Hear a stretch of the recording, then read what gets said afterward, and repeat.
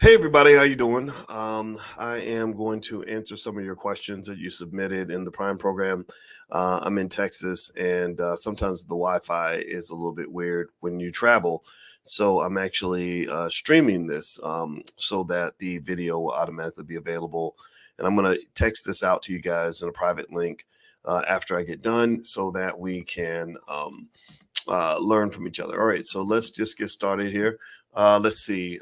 Andre's asking, don't you have to have at least $1,000 in uninvested cash to earn the 4.5%? My goal is to deploy the cash versus savings, right?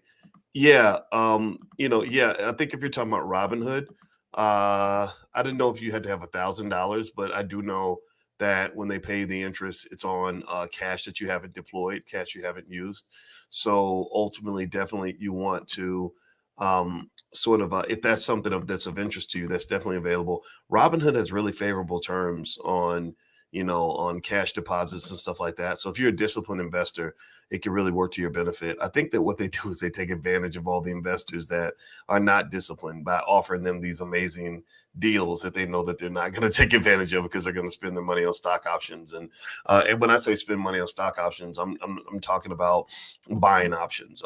As you know, in the Prime program, we talk about selling options, and selling options is how you generate the income.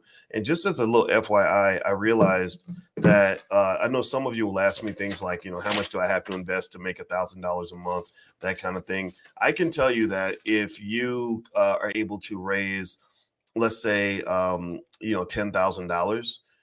It's not that difficult to make $1,000 a month, right? So if you think about this like starting a new business, you raise your 10 grand, you invest it. Actually, I think you could probably make even more than that. And you use the techniques that we follow in class to kind of protect your asset. And I mean, it sort of makes sure your income is consistent. It's not that hard to make over $1,000 a month. So if you have some money sitting around and you want to sort of apply what we do in the Prime program, I think it's a great way to start a small business for yourself. Feel free to log in at drboyceprime.com, and you can see sort of what we're doing in class. Every Q&A I do, I record it, and there's a lot of material in there for you. Next, let's see. Can you explain the ideology behind buying puts on the moneymaker grid? Use the analogy of buying good insurance or ghetto insurance. Which one is considered good insurance? Buying a put that's 10% below the current price, or a put that's 20 to 30% below? Great question, Faison.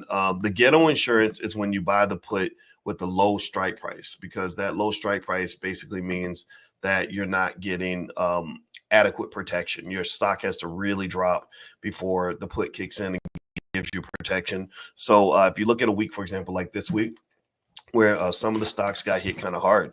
Those puts that we've been talking about in class really are important for times like that. Like when it starts raining, you pull out your umbrellas.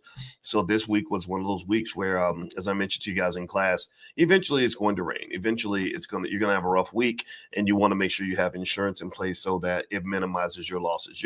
Most of the time, you're still going to take a loss because everybody is in that sector.